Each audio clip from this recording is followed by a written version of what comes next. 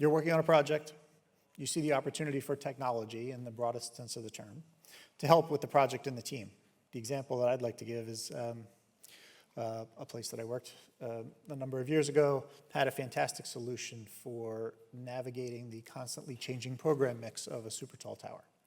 And that was directly related to the facade and the enclosure and the structure of that tower. So as soon as the client called and said they wanted more hotel floors and fewer office floors, different floor-to-floor heights and so forth. So we had to reconcile the entire structure, the entire structural layout for that, depending on the program mix so that it looked rational. Right? Great idea, amazing work.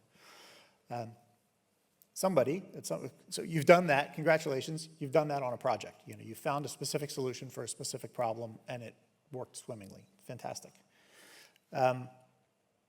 Then, at some point, someone says, wouldn't it be great if we could do this for all of our projects? I say, yeah, of course it could. And they say, well, you should really work on that. Okay, fine, so you go start working on that.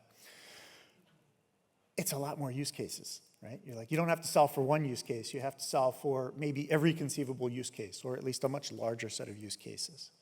You work on it for a while, you ask some questions, things go a little slow, there gets to be a little bit of impatience, saying, isn't that thing done yet? And you're like, well, no, I still need to figure this and this out. The interest might wane because of that, and then eventually you probably maybe just end up doing these little one-offs again and finding ways to concatenate them and put them together for subsequent solutions. Does that sound familiar to anybody? I heard laughing, right? So I think in this simplest way that I can describe it there, you've effectively started out something on a project and you've approached something from a project mindset. And then when you try to broaden that out to a larger use case, you think about a product mindset. So instead of this one solution, what if we think about this more as a product? And one thing that I've observed over my tenure in the industry is that they don't always meet particularly nicely.